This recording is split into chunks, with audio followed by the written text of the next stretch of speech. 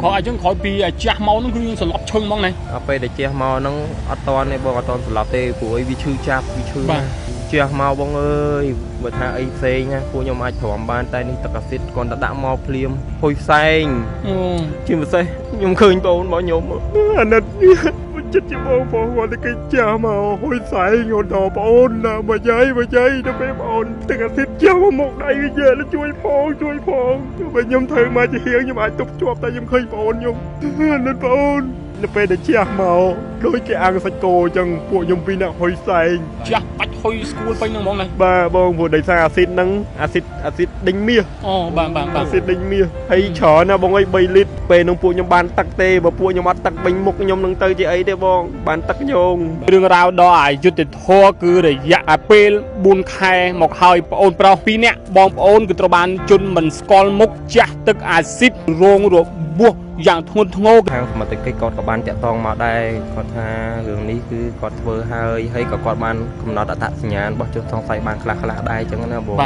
เพิ่นพี่ไอ้นั่นก็กอดบานกำหนดได้อย่างการบรรดาสวัสดิเพียรต่างไอ้นั่นก็กอดบานบาหายยมเคยได้แต่ก่อนทางดอเลยระยะเปบุญไข่สงัดเชิงวงเมียนเตอดเมียนดมนั่งอดเมียนดมไรอยู่ตอนสอบอดเมียนเตกิธาตบัดจนสองไฟในกระไหลนู่ได้สากรรมราดอจังนะบง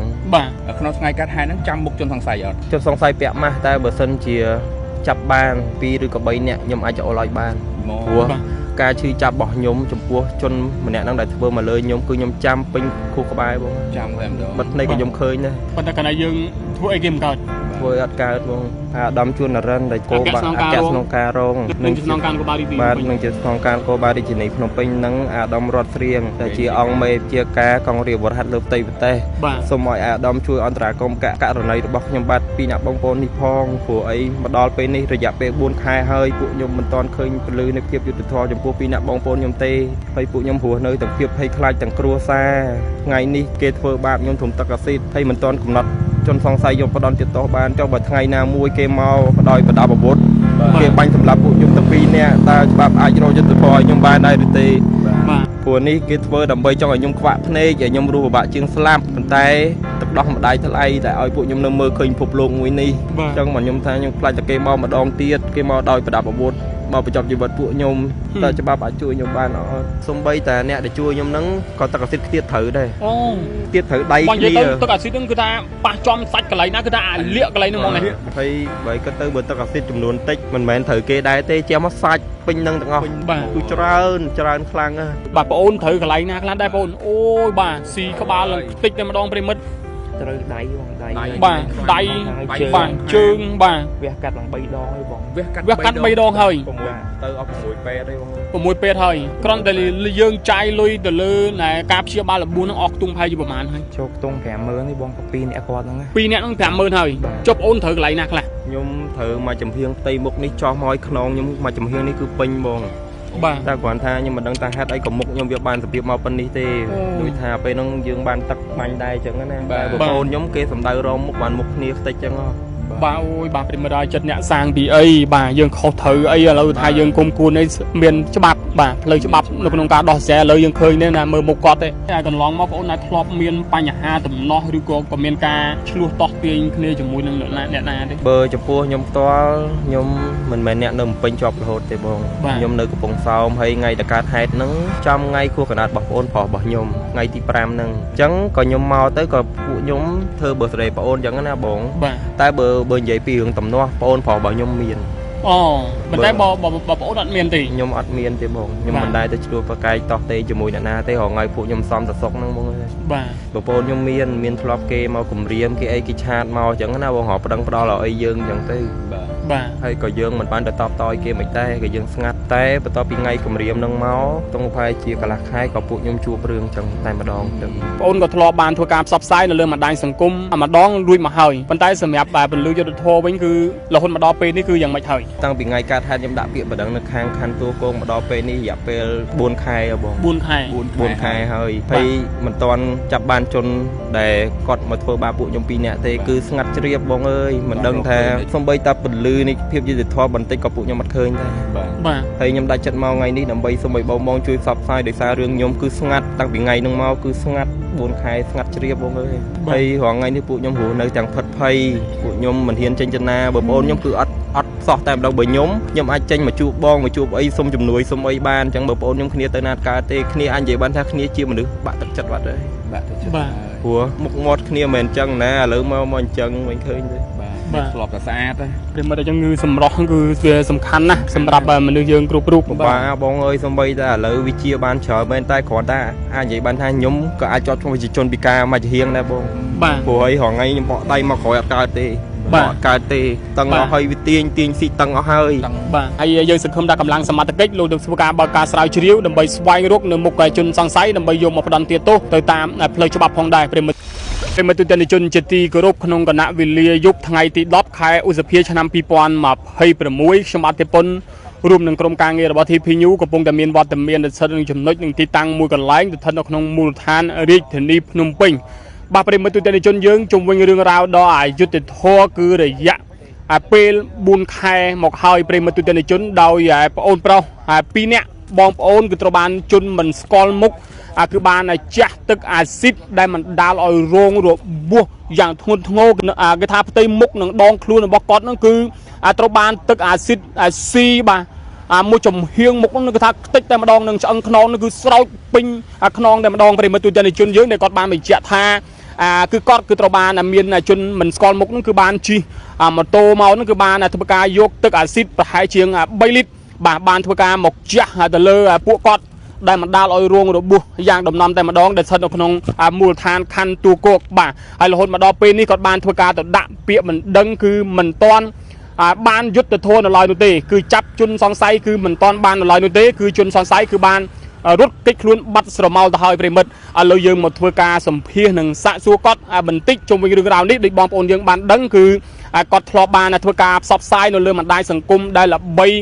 ផ្ទុះនៅលើបណ្ដាញសង្គមម្ដងរួចមកហើយបាទប៉ុន្តែគឺត្រូវបានស្ងាត់សូន្យឈឹងបាទហាក់បីដូចជាគ្មានស្រមោលយុទ្ធធម៌តលតែសោះប្រិមត្តទូទាំងជនបាទជាដំបូងបងសូមស្គាល់ឈ្មោះបងអូនទី1មានឈ្មោះដែរបាទឈ្មោះតាំងមេងហួរបងហើយចំណែកបងប្រុសខ្ញុំបាទឈ្មោះតាំងមេងឆៅបងបាទសប្តាហ៍ថ្ងៃបងប្អូនរស់នៅម្ដុំណាដែរសប្តាហ៍ថ្ងៃខ្ញុំនៅបរិយហុងឡៃនៅផ្លូវវិញស្រេងបងនៅចិត្តសារតាពាំងថ្លឹងនៅចិត្តសារតាពាំងថ្លឹងណាបាទអូនជួយរៀបរាប់បញ្ជាក់ពីដើមហេតុនៃការជះទឹកអាស៊ីតមកលើបងអូនតិចនៅពេលដែលជះហ្នឹងគឺជះនៅក្នុងមូលដ្ឋានណានៅម្ដុំណាហើយនៅវេលាម៉ោងប្រហែលជាប្រហែលដែរជះហ្នឹងបងជះនៅក្នុងខណ្ឌទូគោកវេលាម៉ោង2ជាងបង2ថា2:55ចូលម៉ោង3អីហ្នឹងហើយជះហ្នឹង2យប់ហ៎បាទ2យប់បង2យប់នៅពេលនោះបងអូនកំពុងតែអង្គុយធ្វើអីគេដែរអង្គុយញ៉ាំមីបងអង្គុយញ៉ាំមីពីអ្នកបងប្រុសហ្នឹងបាទអញ្ចឹងយើងអង្គុយញ៉ាំមីនៅកន្លែងហាងមួយកន្លែងហ៎បាទហាងមួយកន្លែងហ្នឹងវាចំផ្លូវបាទចំផ្លូវហ្មងតែពេលអង្គុយញ៉ាំបានមកស៊ូក៏ជិះមកជះហ្មងនៅពេលហ្នឹងជនសង្ស័យដែលមកជះទឹកអាស៊ីតលើបងអូនហ្នឹងគឺគាត់មានគ្នាប្រហែលជាខ្ទង់ប្រហែលអ្នកដែរម្នាក់បងម្នាក់មកហ្នឹងជិះម៉ូតូមកតែម្នាក់ឯងឯងបងហើយជះមកហ្មងបាទភិនភាកគាត់ស្ថានភាពរបស់គាត់គឺគាត់តែងខ្លួនបែបមិនដែរតែមកធ្វើសកម្មភាពជះទឹកអាស៊ីតលើយើងខ្ញុំភាកហ្នឹងខ្ញុំអ្នកឃើញមករិសាពេលដែលគេជះហ្នឹងគឺគេជះសម្ដៅរមុខបងខ្ញុំគឺពេញតែម្ដងព្រោះសកម្មភាពដែលគេជិះមកជះហ្នឹងគឺគេមកពីក្រោយខ្នងរបស់ខ្ញុំហើយបងខ្ញុំអង្គុយនៅចិត្តខ្ញុំបាទអញ្ចឹងនៅពេលដែលគេជះហ្នឹងគឺខ្ញុំកលែងទៅពីក្រោយនិយាយទៅគឺគេមកត្រូវមកជើងមុខរបស់ខ្ញុំតែភ្នែកខ្ញុំខាងនេះនៅឃើញគេបងបាទអញ្ចឹងភិនភាកអ្នកជះមកហ្នឹងមកតែឯងប្រុសខ្ទង់ប្រហែលជា1ម៉ែត្រ60ជាងបាទសម្បុររៀងខ្មៅស្អែមបាទជិះមកដល់ពាក់មួកពាក់ម៉ាស់អាវធំក្រៅពណ៌ខ្មៅហើយខោកបួយជើងវែងបាទហើយគេជិះមកជិះម៉ូតូស្គប់2បងសេរីចាស់ហើយអត់មានផ្លាកលេខទេហើយម៉ូតូពណ៌សលីពណ៌តៃមីកម្មភាពដែលជះហ្នឹងគឺកាន់ដើរយួរកណ្ដុងមកឬក៏មានវត្ថុអីផ្សេងសម្រាប់ដាក់នៅក្នុងទឹកអាស៊ីតហើយយកមកជះខ្ញុំចង់ដឹងអាទិដ្ឋភាពកន្លែងដែរថាគឺអោបកណ្ដុងមកមូចង្តុកយកចូលមកឬក៏បែបណាបងអ្វីដែលខ្ញុំឃើញនៅពេលដែលគេជិះមកហ្នឹងដូចជាតលវែងបងហើយប្រវែងនេះហើយចំនួនទឹកស៊ីតទុំប្រហែលជា3លីត្រទុំប្រហែលជា3លីត្របាទនៅពេលដែលគេជះមកខ្ញុំហ្នឹងគឺពួកខ្ញុំសើអស់ហើយប៉ុន្តែមកជាងខ្ញុំខាងនេះខ្ញុំអាចចាំភិនភាពរបស់ជនសង្ស័យអូអញ្ចឹងបានន័យថាជនសង្ស័យគឺដើរមកពីខាងក្រោយហ្មងណាបាទគ្រាន់តែគេមកដល់គេជះពិសេសគឺបងប្អូនប្រុសរបស់ខ្ញុំបងអើយដូចគេអាំងសាច់បាទ គោលបំណងគឺជនសង្ស័យណែចង់ចាស់ដាក់ទៅលើបងអូនណៃđượcតែម្នាក់ឬមួយក៏មកពីយើងអង្គុយ2នាក់ទៅវាដោយទៅទាំងពីរជាក់ស្ដែងខ្ញុំអង្គុយតែឯងប្រហែលជាខ្ទង់20នាទីហើយបានបងអូនខ្ញុំចោះមកគឺគេធ្វើការជះយកតែម្ដងបងអូអញ្ចឹងបានចាំដល់បងអូនឯងមកអង្គុយជាប់គ្នាទាំង2នាក់បញ្ជាបាទអូអញ្ចឹងបានន័យថាករណីហ្នឹងបានន័យថាប៉ុនប៉ងចាស់ទាំង2នាក់ទាំង2នាក់តែម្ដងបាទមិនមែនតែមួយទេគឺមកសម្ដៅទាំង2នាក់ហ្នឹងតែម្ដងអូនអាចជួយបញ្ជាក់តិចបានទេកន្លងមកបងអូនអាចធ្លាប់មានបញ្ហាដំណោះឬក៏មានការឆ្លោះតោះទាញគ្នាជាមួយនឹងអ្នកណាទេ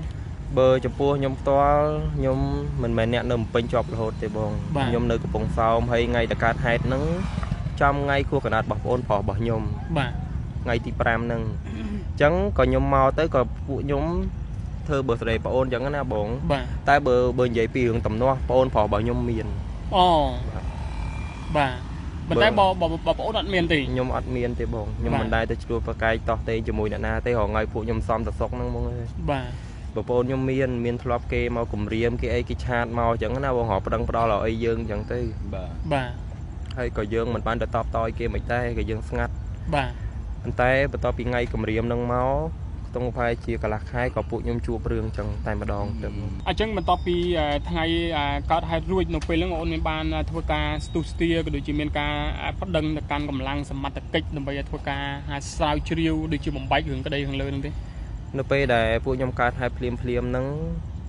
ព្រឹកថ្ងៃទី6ក៏ប៉ាម៉ាក់របស់ខ្ញុំគាត់បានទៅដាក់ពាក្យប្តឹងនៅខាងខណ្ឌទូគោកបាទហើយនៅខាងខណ្ឌហ្នឹងក៏គាត់បានឲ្យកម្លាំងចុះមកដល់ទីតាំងភ្លាមអញ្ចឹងណាបងបាទអញ្ចឹងឪពុកម្ដាយបានទៅដាក់ពាក្យប្តឹងប៉ុន្តែពួកបងទាំងពីរអត់បានទៅដាក់ទេដោយសារតែនៅព្យាបាលហ្នឹងហើយបងព្រួយពួកខ្ញុំត្រូវទឹកទៀតស្លាប់ឡើងនៅមកកន្លែងហ្នឹងអូក្រោយអញ្ចឹងក្រោយពីចាស់មកហ្នឹងគឺយើងស្លាប់ឈឹងហ្មងណាដល់ពេលដែលចាស់មកហ្នឹងអត់តន់ទេបងអត់តន់ស្លាប់ទេព្រួយវាឈឺចាប់វាឈឺណាចាស់មកបងអើយបើថាអីផ្សេងណាពួកខ្ញុំអាចទ្រាំបានតែនេះទឹកអាស៊ីតគាត់ទៅដាក់មកភ្លាមហុយផ្សែងជាពិសេសខ្ញុំឃើញបងរបស់ខ្ញុំបងអាណិតចិត្តជាបងប្អូនគាត់គេចាស់មកហួយស្អែងគាត់តបងអូនណាមកយាយទៅពេលបងអូនទឹកអាស៊ីតចាស់មកមុខដៃវាយេជួយផងបើខ្ញុំធ្វើមកជាហៀងខ្ញុំអាចទប់ជាប់តែខ្ញុំឃើញបងអូនខ្ញុំអាណិតបងអូនស្ថានភាពនៅពេលដែលចាស់ឆាច់មកនឹងគឺយ៉ាងម៉េចដែរបងអូននៅពេលនេះបងនៅពេលដែលចាស់មកដូចគេអាំងសាច់គោអញ្ចឹងពួកខ្ញុំពីរនាក់ហុយស្អែងចាស់បាច់ហុយស្គួលពេញហ្នឹងហ្មងណាបាទបងព្រោះដោយសារអាស៊ីតហ្នឹងអាស៊ីតដេញមាសអូបាទអាស៊ីតដេញមាសហើយច្រើនណាបងអើយ3លីត្រ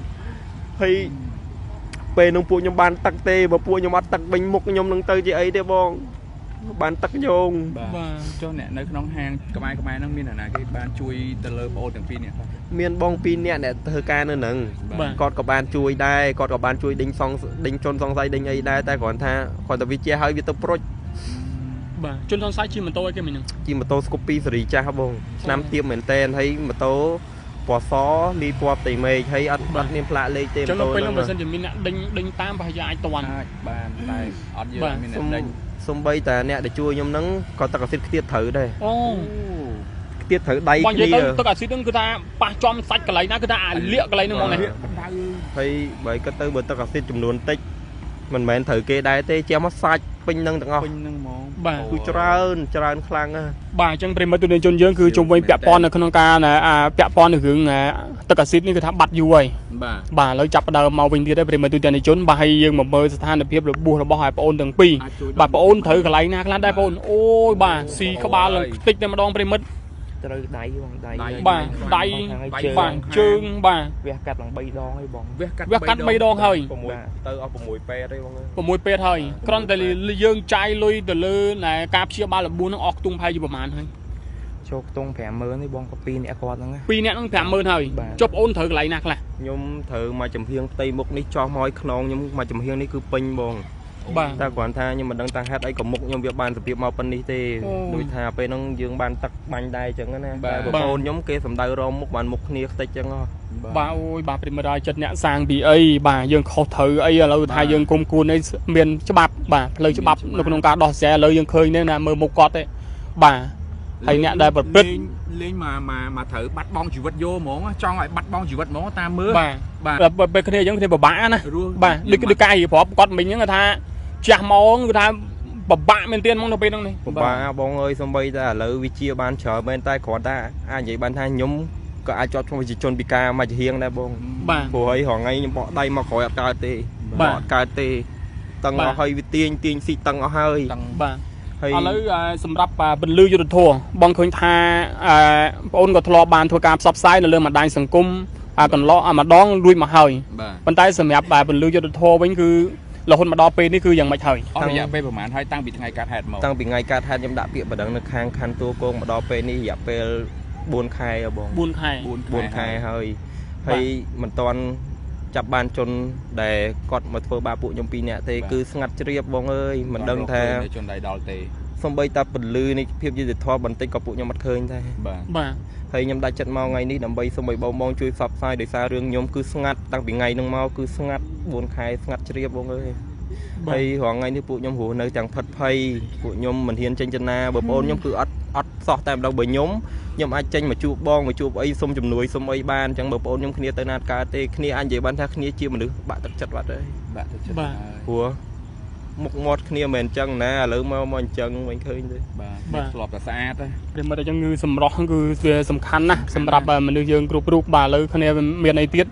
បាទខ្ញុំអធិស្ឋានប្រិមត្តទូទាំងជនយើងនៅពេលដែលឃើញស្ថានភាពរបស់គាត់ហាក់បីដូចជាមនុស្សម្នាក់ដែលថា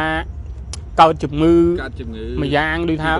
បាទប្រិមត្តយកឃើញជាក់ស្ដែងបាទខ្ទេចហ្មងបាទដៃជើងអីនេះហើយដៃនៅរុំរបួសរុំអីនៅឡើយទេអញ្ចឹងចាប់តាំងពីថ្ងៃកើតហេតុរហូតមកដល់ឥឡូវនេះគឺ4ខែហើយប៉ុន្តែបងអូនបានធ្លាប់ធ្វើការផ្សព្វផ្សាយនៅលើបណ្ដាញសង្គមម្ដងដូចមកហើយដែរបាទនៅពេលដែលយើងផ្សព្វផ្សាយទៅគឺកម្លាំងសមត្ថកិច្ចបានធ្វើការស្រាវជ្រាវហើយក៏ដូចជាមានការបញ្ជាក់មកកាន់បងអូនយ៉ាងម៉េចដែរ នៅពេលដែលខ្ញុំផ្សព្វផ្សាយទៅខាងសមត្ថកិច្ចគាត់ក៏បានតាក់ទងមកដែរគាត់ថារឿងនេះគឺគាត់ធ្វើហើយក៏គាត់បានកំណត់អត្តសញ្ញាណរបស់ជនសង្ស័យបានខ្លះដែរអញ្ចឹងណាបងប៉ុន្តែអីហ្នឹងក៏គាត់បានកំណត់ដែរទាំងកាមេរ៉ាសុវត្ថិភាពទាំងអីហ្នឹងក៏គាត់បានបង្ហាញឲ្យខ្ញុំឃើញដែរតែគាត់ថាដល់ឥឡូវរយៈពេល4ខែហើយស្ងាត់ឈឹងបងអត់មានទេអត់មានដំណឹងអត់មានតម្រុយអីតទៅសោះអត់មានទេគេថាតបាត់ជនសង្ស័យនៅកន្លែងនោះដោយសារកាមេរ៉ាដល់អញ្ចឹងណាបងបាទ ក្នុងថ្ងៃកាត់ហេតុហ្នឹងចាំមុខជនសង្ស័យអត់ ជនសង្ស័យពាក់ម៉ាស់តែបើសិនជាចាប់បាន2ឬក៏3នាក់ខ្ញុំអាចចូលឲ្យបានព្រោះការឈឺចាប់របស់ខ្ញុំចំពោះជនម្នាក់ហ្នឹងដែលធ្វើមកលើខ្ញុំគឺខ្ញុំចាំពេញខួរក្បាលបងចាំតែម្ដងបិទភ្នែកក៏ខ្ញុំឃើញដែរប៉ុន្តែកាលណាយើងធ្វើអីគេមិនកើតធ្វើអត់កើតបងឥឡូវបងអូនមកពឹងឲ្យបងធ្វើការផ្សព្វផ្សាយនេះបងអូនសំណុំពរទៅកាន់ថ្នាក់ដឹកនាំក៏ដូចជាផ្នែកច្បាប់ក៏ដូចជាកម្លាំងសមត្ថកិច្ចពាក់ព័ន្ធហើយយ៉ាងម៉េចហើយសម្រាប់បងអូនខ្ញុំគណៈពេលនេះខ្ញុំសូមអោបអូនគោរពចំពោះអាដាមកៅរិទ្ធដែលជាឧបនាយករដ្ឋមន្ត្រីក្រសួងយុតិធម៌និងអាដាមសសុខាដែលជាឧបនាយករដ្ឋមន្ត្រីក្រសួងមហាផ្ទៃអាដាមជួននរិនដែលគោបាអគ្គស្នងការរងនឹងជាស្នងការនគរបាលរាជធានីបាទនឹងជាស្នងការនគរបាលរាជធានីភ្នំពេញនិងអាដាមរតស្រៀងដែលជាអង្គមេជាការកងរាជវរហ័តលើផ្ទៃប្រទេសសូមឲ្យអាដាមជួយអន្តរាគមន៍ករណីរបស់ខ្ញុំបាទពីអ្នកបងប្អូននេះផងព្រោះអីមកដល់ពេលនេះរយៈពេល4ខែហើយពួកខ្ញុំមិនទាន់ឃើញពលឺនៃភាពយុត្តិធម៌ចំពោះពីអ្នកបងប្អូនខ្ញុំទេបាទហើយពួកខ្ញុំរស់នៅទាំងភាពភ័យខ្លាចទាំងគ្រួសារថ្ងៃនេះគេធ្វើបាបខ្ញុំធំទឹកអាស៊ីតហើយមិនទាន់កំណត់ជនសង្ស័យយកផ្ដន់ទៀតតោះបានចុះបើថ្ងៃណាមួយគេមកដោយបដាបអាវុធគេបាញ់សម្លាប់ពួកខ្ញុំទាំងពីរនាក់តើច្បាប់អាចរកយុត្តិធម៌ឲ្យខ្ញុំបានដែរឬទេបាទព្រោះនេះគេធ្វើដើម្បីចង់ឲ្យខ្ញុំខ្វាក់ភ្នែកឲ្យខ្ញុំរស់ពិបាកជាងស្លាប់ប៉ុន្តែទឹកដោះម្ដាយថ្លៃតែឲ្យពួកខ្ញុំនៅមើលឃើញភពលោកមួយនេះបាទអញ្ចឹងមកខ្ញុំថាខ្ញុំខ្លាចតែគេមកម្ដងទៀតគេមកដោយប្រដាប់អាវុធមកបញ្ចប់ជីវិតពួកខ្ញុំតើច្បាប់អាចជួយខ្ញុំបានអត់អញ្ចឹងរាល់ថ្ងៃគឺរស់នៅដោយភាពភ័យខ្លាចមិនហ៊ាននឹងចេញទៅក្រៅទៅណាឡើយខ្ញុំមិនហ៊ានចេញទៅណាទេបងបើថាខ្ញុំចេញទៅណាខ្ញុំសុំចិត្តទៅកន្លែងស្ងាត់អត់សូវមានមនុស្សអាហ្នឹងមកពួកខ្ញុំហ៊ានទៅតែបើកន្លែងអ៊ូអកន្លែងអីខ្ញុំទៅកើតទេដោយសារពីទឹកអាស៊ីតនេះមួយគឺព្រោះនៅទាំងភាពភ័យខ្លាចនឹងការលាក់បាំងបិទបាំងរូបរាងកាយបាទចុះចំណែកបងអូនមានអីសំណូមពរទៅកាន់ថ្នាក់ដឹកនាំរបស់យើងដែលយើងជាជនរងគ្រោះនេះសំណូមពរឲ្យគាត់ជួយបងព្រោះរយៈពេល4ខែជាងអីបាទសម្រាប់ក្រុមគ្រួសារបងអូនវិញតើមានការឈឺចាប់យ៉ាងម៉េចដែរបើម៉ាក់ខ្ញុំវិញគាត់ពិបាកចិត្តរាល់ថ្ងៃបងអើយមានវិណាគេសប្បាយចិត្តទេថ្ងៃបុណ្យទានឥឡូវក៏លេងទៅណាដែរព្រោះអីកូនប្រុស2នាក់បងប្អូនមានតែ2នាក់ទេឬ3នាក់បងប្អូនស្រីខ្ញុំមួយទៀតថ្ងៃហ្នឹងបើសិនជាបងប្អូនស្រីខ្ញុំមកជាមួយដែរគឺត្រូវទាំងបងប្អូនខ្ញុំទៀត តែនេះសំណាងទាមកដែរមកចង់លេងខួរកណាត់របស់ប្អូនចង់មកដែរតែអត់ឲ្យមក បាទ បើត្រូវមួយប្អូនបើត្រូវប្អូនខ្ញុំមួយទៀតគឺអស់ឲ្យបយក្នុងគ្រួសារថ្ងៃនេះខ្ញុំទៅពីអ្នកបងប្អូនទៅពេលសុកជនមិនស្គាល់មុខចង់មកប៉ុនប៉ងផ្ដាច់ជីវិតចឹង បាទប្រិមត្តទូទាំងជនយើងនេះជាការរៀបរាប់នឹងការសំណូមពររបស់ជនរងគ្រោះទាំងពីរអ្នកបងប្អូនហើយដែលគាត់បានបញ្ជាក់នឹងសំណូមពរឲ្យយើងខ្ញុំដែលជាអ្នកសារព័ត៌មានធ្វើការជួយផ្សព្វផ្សាយបន្ថែមនិងជំរុញឲ្យកម្លាំងសមត្ថកិច្ចបើកការស្រាវជ្រាវជាមួយពាក់ព័ន្ធនៅក្នុងករណីដែលមានជនមិនស្គាល់មុខហើយបានធ្វើការជះទឹកអាស៊ីតមកលើពួកគាត់ទាំងពីរនាក់ដែលបណ្ដាលឲ្យរងរបួសយ៉ាងធ្ងន់ធ្ងរដោយព្រាបានឃើញគឺថាផ្ទៃមុខរបស់គាត់បាទហើយយើងសង្ឃឹមថាកម្លាំងសមត្ថកិច្ចលោកនឹងធ្វើការបើកការស្រាវជ្រាវដើម្បីស្វែងរកនៅមុខជនសង្ស័យដើម្បីយកមកផ្ដន្ទាទោសទៅតាមផ្លូវច្បាប់ផងដែរព្រាមទូទាំងជនយើងខ្ញុំដែលជាអ្នកសារព័ត៌មានរងចាំនៃការអាប់ដេតព័ត៌មានខាងលើនេះ